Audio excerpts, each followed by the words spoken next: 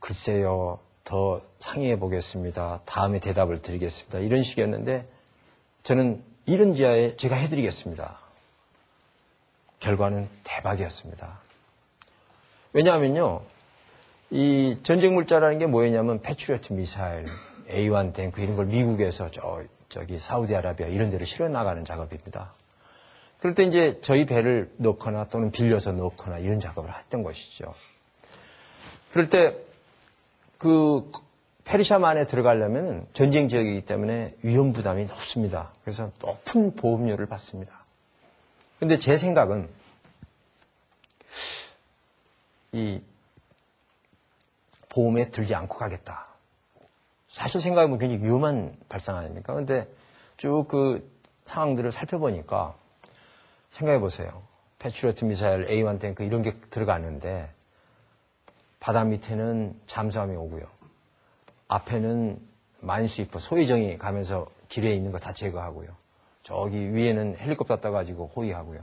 그 이상 어떻게 완벽한 보호를 받을 수 있습니까? 그래서 제 판단은 이건 확실한 보험이 없어도 저기 전혀 리스크 없는 사업이다 하는 판단을 저는 했습니다. 그랬을 때 이제 문제는 페르시아만 앞에 갔는데 오만 근처에 갔는데 선원들이 안 가겠다는 거예요. 선원들이 야 저기 위험하다 안 가겠다. 그래서 저는 한국에서 그 오퍼레이션 준비만 하다가 제 비행기 타고 쫓아갔습니다. 가서 배에 올라가가지고 자 같이 가겠습니다. 저도 만일에 일이 생기면 저도 같이 죽겠습니다. 가십시다. 걱정 없습니다. 그리고 들어가서 업무 수행하고 나면은 상당한 보너스를 드리겠습니다. 그래서 들어갔습니다. 결과는 대성공이었습니다. 아무 위험이 없었고 수차례에 걸쳐서 멋지게 업무 수행 잘했습니다. 그래서 이제 16개월 됐죠. 16개월 정도 됐는데 회사의 순이익이 100억 이상이 났어요. 많이 이제 저하고 스텝 하나하고 조용히 만든 프로젝트였는데 엄청난 이익을 낸 거예요. 90년도니까요. 그래서 이제 저희 집에 가서 제 집사람한테 이제 자랑을 했습니다. 이봐. 네, 대박을 터뜨렸어요, 이번에. 그래서 아마 사장님이 보너스를 주실 것 같아.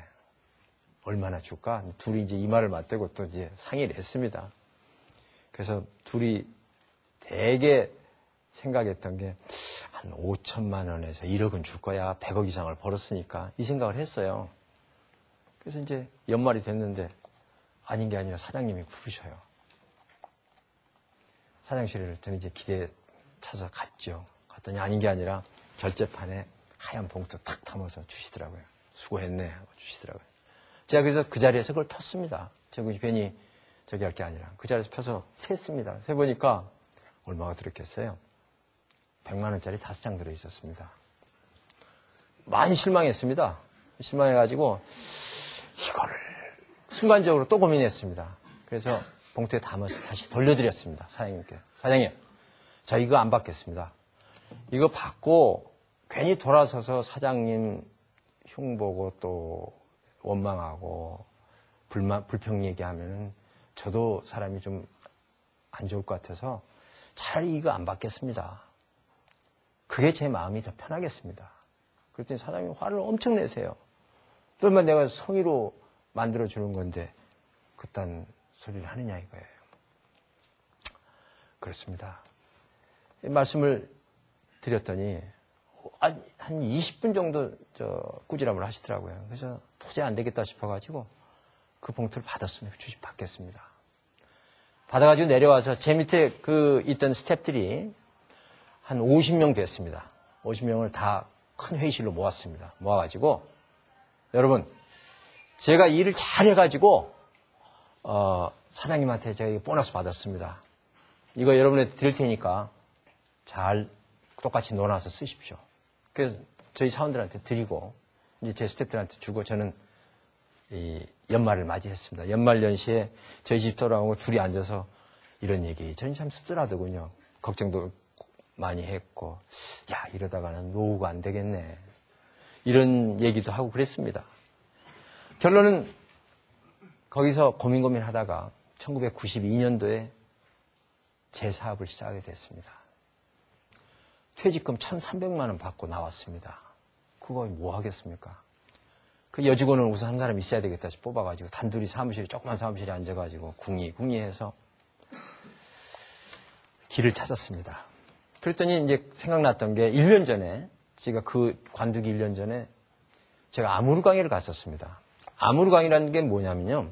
사할린 위쪽에 있는 니콜라이브스크부터 그 바이칼호스까지 중국과 러시아의 국경을 흐르는 장강입니다. 약 4,500km 정도 되는 큰 강입니다. 그 강에 갔더니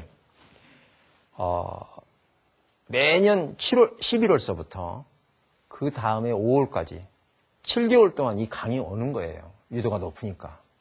그 강에 아주 두껍게 온 강이 얼어버립니다.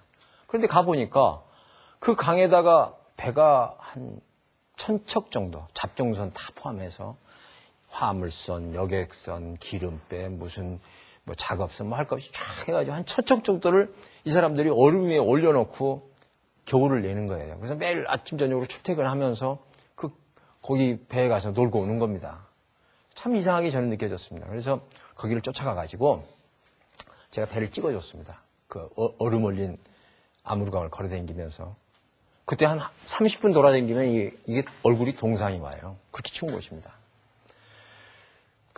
찍어드리면서 이 배를 10척을 좀 보내주십시오. 그러면은 선원들 급여도 주고 기름값도 내고 항비도 내고 전부 비용 쓴 다음에 이익을 창출해서 노놉시다. 그러니까 여러분은 하드웨어를 대고 나는 마케팅을 해서 돈을 벌어서 노놉시다. 이 사람들이 처음에 반신반의해요. 여러 번 설득했습니다. 끝내는 그 사람들이 반신반의하면서 배 5척을 보냈습니다. 규모는 3,000톤에서 5,000톤 제과 중량 톤수를 가진 그런 배입니다. 처음에 5척, 그 다음에 5척 보냈는데요. 10척을 제가 그러니까 93년도에 10척을 받았죠. 그래가지고 1년을 그걸 이제 가동을 했어요. 1,300만 원 가졌던 그 퇴직금으로 시작했던 그 회사가 얼마를 벌었겠습니까? 1년 딱 돼가지고 연말에 결산을 해보니까 60억을 벌었습니다. 그래서 이제 아무르 회사의 이 사장단 부부들을 제주 신라호텔에 스위트룸을 몇 개 예약해가지고 모셨습니다. 그래서 결산하고 이제 서로 참 즐겁게 그 돈을 노는 적이 있습니다. 그렇게 해가지고 이제 그걸 시드마니로 해서 사실은 저 대보해운 인수로 들어갔습니다. 그래서 아무튼